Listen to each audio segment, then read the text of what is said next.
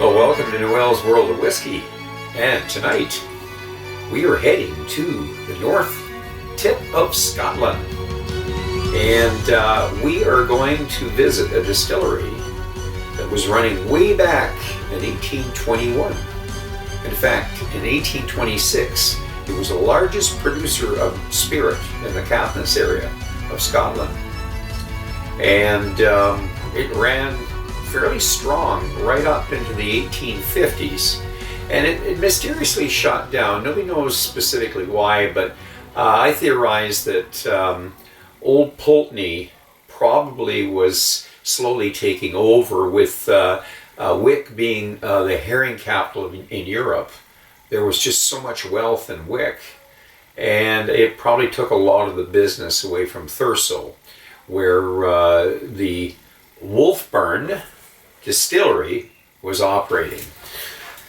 So Wolfburn was planned out somewhere, 2011, 2012-ish. They got all their approvals, and their first productive distilling was in 2013. And of course, that's why we are looking at 10 years here. And an interesting thing about Wolfburn is that they now have the title that they have stole from Old Pulteney as being the most northerly distillery on the mainland of Scotland. And basically, we are going to get into this distillery and discover what Wolfburn is all about. We're going to pour a glass, going to let it sit, and we will be watching a short video on Wolfburn. And of course, I will show you the bottle. And this is naturally colored. Let you take a look at it there. And there is a decent color to this. My understanding, it has been matured in sherry casks, non-chill filtered, 46%, no added color, ticking all the right boxes. And again, there's our color there.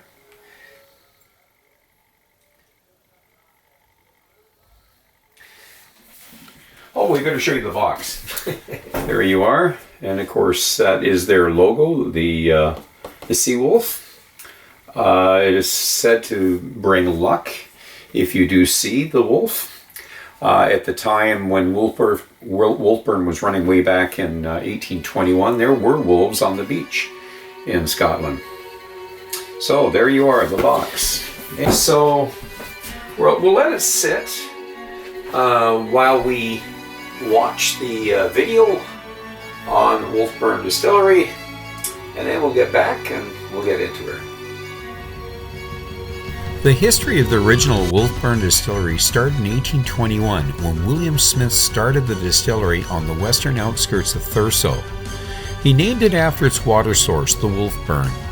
In 1826, it was the largest distillery in the Caithness area, producing 28,056 gallons of proof spirit per year. Wolfburn is thought to have stopped production in the mid-1850s. There are documents on the distillery's whiskey to tax, but no known pictures exist. A small bit of the foundation's flagstone and remains are barely visible today. This was the most northerly distillery on the mainland of Great Britain. The distillery's demise was probably due to its inability to compete with Old Pulteney Distillery, which was close by in the wealthy port of Wick, then the herring capital of Europe. In 2012, a private consortium started to build the new Wolfburn Distillery, 350 meters from the old site, and draw its water from the same Wolfburn. The famous Forsyth distillery specialists were hired to install the equipment, and Wolfburn took over from Old Pulteney as the most northerly whiskey distillery on the Scottish mainland. If you can't find a rare Porteous mill, you can always install the Ellen Ruddock AR2000 mill. A typical mash in the semi-loader mash tun includes 5,000 liters of water, 1,100 kilograms of malted barley, and 5 kilograms of dry yeast. The four 9,000 liter washbacks are filled to 5,100 liters, so when the foam rises, it doesn't overflow the top. A longer fermentation time between 76 and 90 hours produces a light, floral, and fruity beer. The traditional onion-shaped washtail is charged to 5,500 liters and produces a low wine of 21 to 22% ABV. The low wine is mixed with the foreshots and feints from the previous distillation, and they charge the spirit still to 3,800 liters with a slow distillation period. The heart of the spirit is then collected at 74% ABV. The spirit comes into the filling station at 69.5% ABV, then water is added to reduce the cask filling strength to 63.5% ABV. Wolfburn has 4 low-ceiling dunnage warehouses and are now building another warehouse. These are traditional warehouses with clay floors where the casks are stacked 3 high. Wolfburn is old school and labels the casks by hand instead of barcodes. They use ex-bourbon barrels, hogsheads, ex-Lefroy quarter casks, sherry butts, port pipes, and Madeira casks. Wolfburn even has its own in-house bottling plant. You can fill your own bottle at the Wolfburn shop as well as arrange a tour. Wolfburn has non-age statement peated and non-peated whiskies that are natural color and non-chill filtered. They are now able to present their very first 10-year-old single malt. Wolfburn may not be one of the classic pieces of distillery architecture, but for its young age it is already producing some amazing classic single malt whiskies.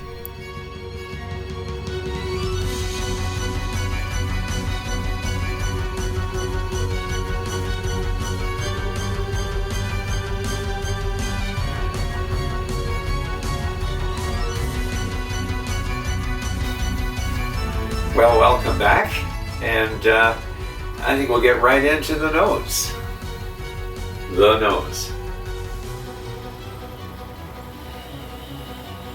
And aromatic. Leather. Lots of leather. Very floral. A heavy cologne.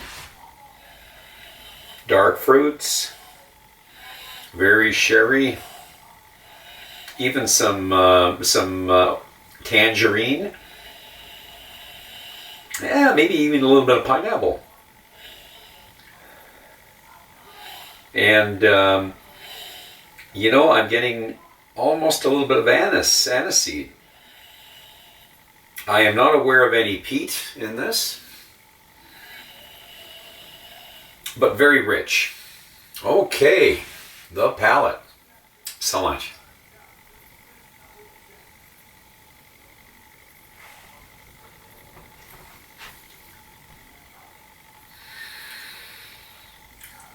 Very sherry. Lots of dark fruit.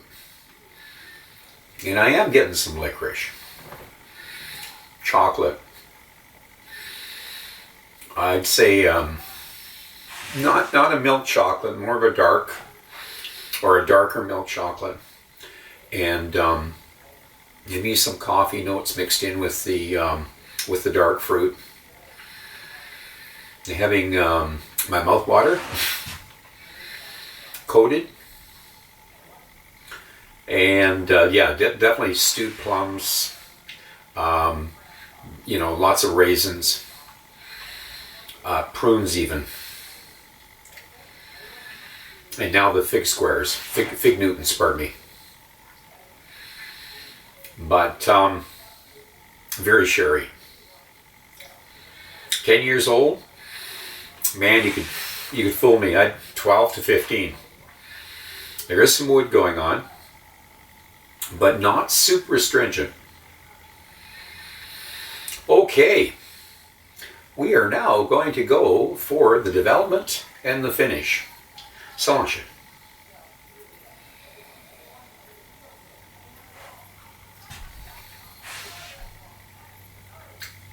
Boy, I'm almost getting some arbor lore here.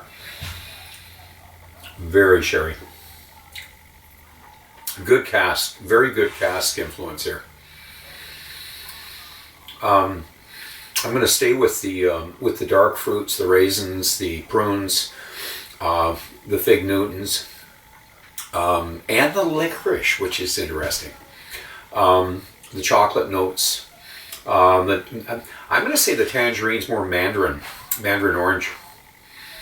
So a bit of a mix there. Not the Terry's. Well, Terry's evidently now does make a darker chocolate. I just haven't tasted it, but I'm going to say if they do make one, it's probably that's what it is. The orange darker chocolate. I've had some with Lindt chocolates, and that's what I'm getting.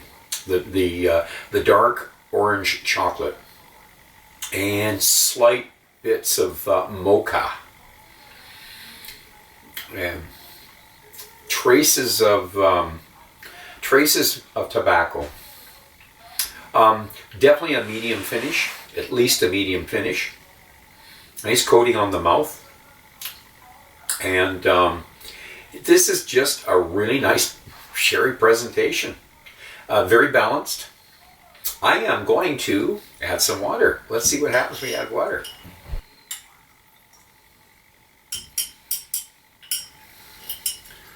The nose with water.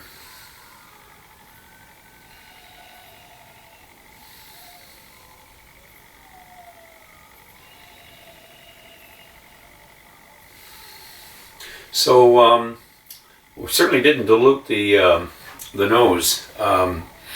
Still getting the leather and the dark fruit,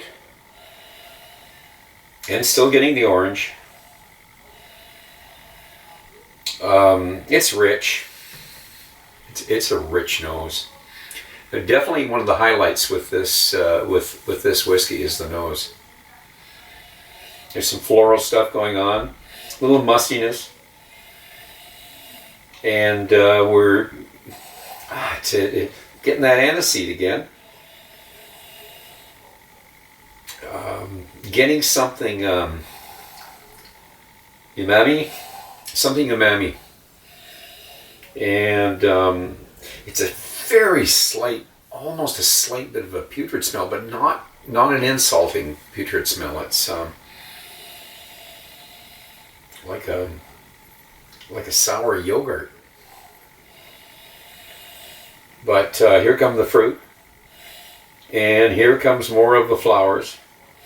So the palate with water.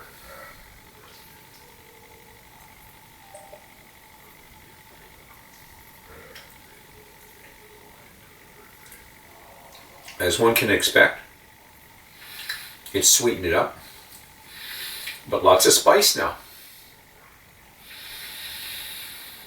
So we're getting the cinnamon,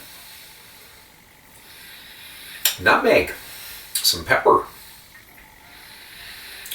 but not harsh. It's not intense.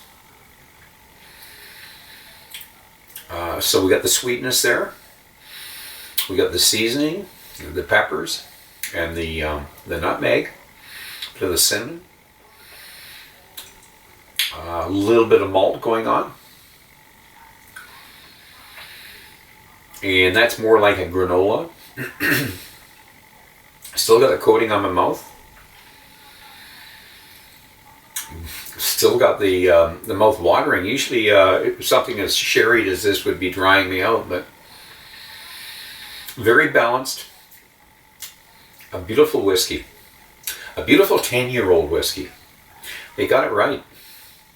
And again, you'd fool me. This tastes beyond its years. It really does. Like I say, it could be a 12, it could be a 15. It's one of those whiskeys that you actually want to spend some time with. It's like we're rushing through this review, but really, I'm very impressed with Wolfburn. They've done an amazing job in a very short period of time. I like what they're doing. It was not priced really high, that whiskey. Trying to think, it was in the 120-ish area. Which I thought was pretty fair for a new distillery. I mean, let's face it, these guys are doing everything right. They're using really good casks. For whiskey to come all the way from Scotland over here to Canada, where we do pay a lot for Scotch, and get it for $120, 10 years old, an age statement. I think that's more than fair. Overall, if I was going to score this, darn it, it's in the 85 area. That's all I'm going to say. It's definitely 85-ish. Pretty good for a 10-year-old. We've got our Shelter Point here, new distillery, the 10. I'm going to do the review on the 12.